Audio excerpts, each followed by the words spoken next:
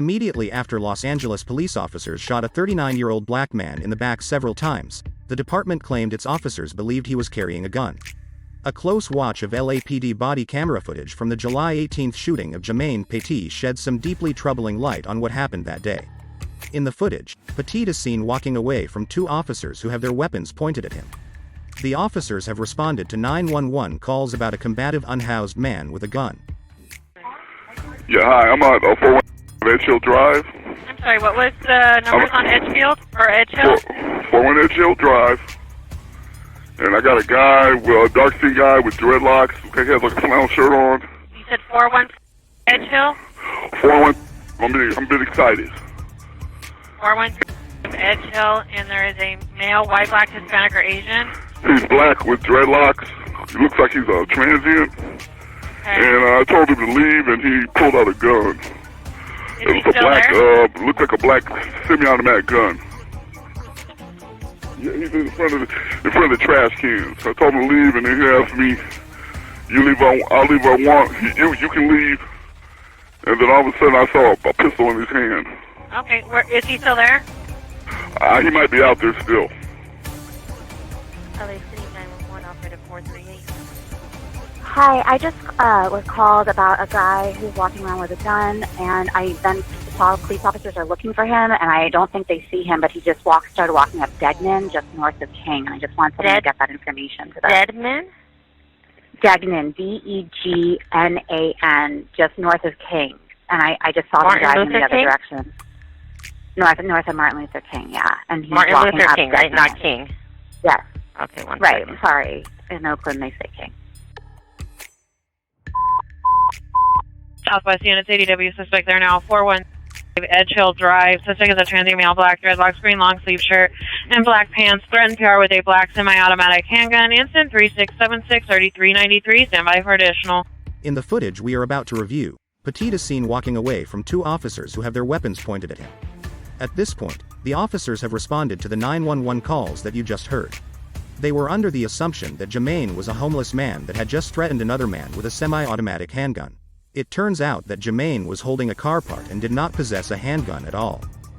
At first, one of the officers is concerned that the black object in his right hand is the weapon in question.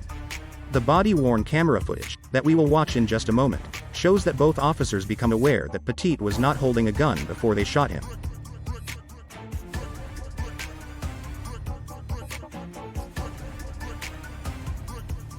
Hey, come here.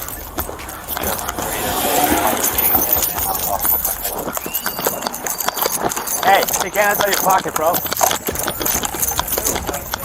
Take your hands out of your pocket, bro. Take your hands out of your pocket. It's not a gun, bro.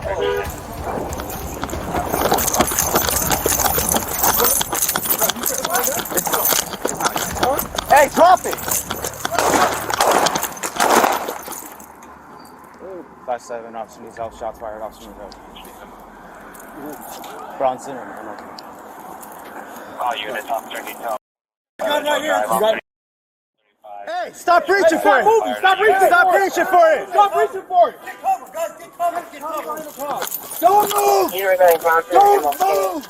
I couldn't call this a red zone video without a few more angles, so let's rewind this footage and go back to the initial encounter. The man in the vehicle, on the left, is a uniformed supervisor named Sergeant Brett Hayhoe. On the right-hand side of the screen, we'll see a replay of Officer Daryl Glover's body cam footage. These are the two officers who ultimately shot Jermaine in the back. What's that in your fucking hand? Oh. What is? Bro, you still outside the gun? Huh? Hey, drop it! Drop!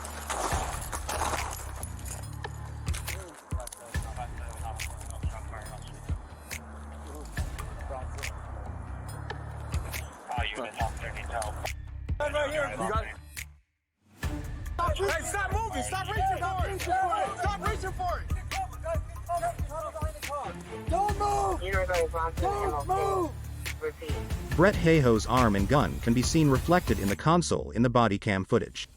He fired a single shot at Jermaine that hit the young man in the back, in what has been described as a drive-by shooting. This is not only an irresponsible move, but is also a violation of procedure and goes against the police protocol. The officers that shot Jermaine were in no rush to request an ambulance. It took them more than 3 minutes to radio for medical assistance. Keep in mind, it only takes between 3 and 5 minutes to bleed out from a gunshot wound. The following video was recorded by a neighbor who witnessed the shooting, expressing his concern that an ambulance hadn't been called. Jesus Christ, you had him on the ground for so long. Where's the ambulance? The ambulance is on the way. It's interesting you can get 15 cops here, but you can't get an ambulance? One paramedic? You can get 15 cops here first?